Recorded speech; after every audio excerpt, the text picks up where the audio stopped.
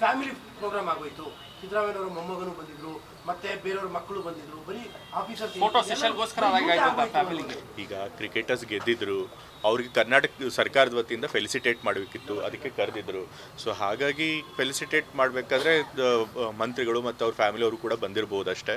But ಕೇವಲ ಫ್ಯಾಮಿಲಿಗೋಸ್ಕರ ಮಾಡಿದ function ಅಲ್ಲ, ಕ್ರಿಕೆಟರ್ಸ್ನ ಫೆಲಿಸಿಟೇಟ್ ಮಾಡಿದಕ್ಕೋಸ್ಕರ ಮಾಡಿದಂಥ ಫಂಕ್ಷನು. ಮತ್ತು ವಿಧಾನಸೌಧದಲ್ಲಿ ಮಾಡಿದ್ರಿಂದ ಏನು ತೊಂದರೆ ಆಗಿಲ್ಲ, ಅಲ್ಲಿ ಹೆಚ್ಚು ಜನ ಜಾಸ್ತಿ ಬಂದೂ ಇಲ್ಲ, ಮತ್ತು ಅಲ್ಲಿ ಕರೆಕ್ಟಾಗಿ ಕ್ರೌಡ್ ಮ್ಯಾನೇಜ್ ಆಗಿದೆ.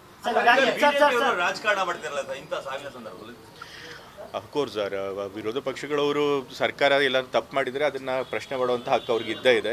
ಬಟ್ ಅವ್ರು ಹಿಪೋಕ್ರೆಸಿ ತೋರಿಸಬಾರ್ದು ಅಷ್ಟೇ. ಒಂದು ಕಡೆ ಡಿಫೆಂಡ್ ಮಾಡಿಕೊಂಡು ಇನ್ನು ಕಡೆ ಈ ರೀತಿ ಸ್ಟ್ಯಾಂಪಿಡ್ ಆದಾಗ ಜನ ಸತ್ತಾಗ ಅದು ಆಗೇ ಇಲ್ಲ ಅಂತೇಳಿ ಸುಳ್ಳು ಹೇಳಿ ಒಂದು ಕಡೆ ಡಿಫೆಂಡ್ ಮಾಡ್ಕೊಳ್ಳೋದು, ಇಲ್ಲಿ ಬಂದು ಟೀಕೆ ಮಾಡೋದು, ಅದು ತಪ್ಪು. ಆ ಹಿಪೋಕ್ರೆಸಿ ಮಾಡಬಾರ್ದು.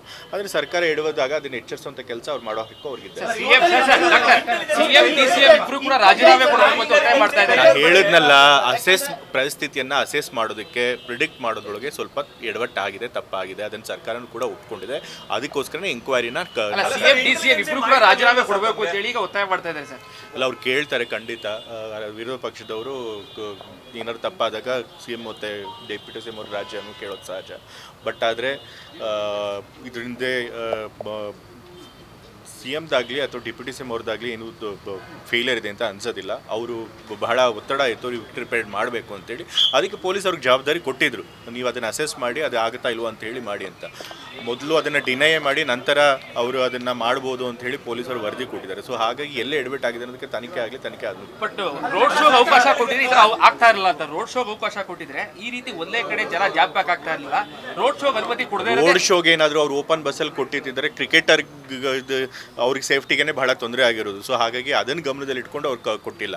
ಕ್ರಿಕೆಟರ್ಗಳೇನಾದರೂ ತೊಂದರೆ ಆಗಿದ್ರೆ ಆಮೇಲೆ ಅದು ಕೂಡ ಸರ್ಕಾರದ ಮೇಲೆ ಬರ್ತಿತ್ತು. ಸೊ ಹಾಗಾಗಿ ಪೊಲೀಸ್ ಅವರು ಕ್ರಿಕೆಟ್ ಅವರ ಸೇಫ್ಟಿ ದೃಷ್ಟಿಯಿಂದ ಇಟ್ಕೊಂಡು ಓಪನ್ ಬಸ್ ಪೆರೇಡ್ ಬೇಡ ಅಂತೇಳಿ ಹೇಳಿದ್ದಾರೆ.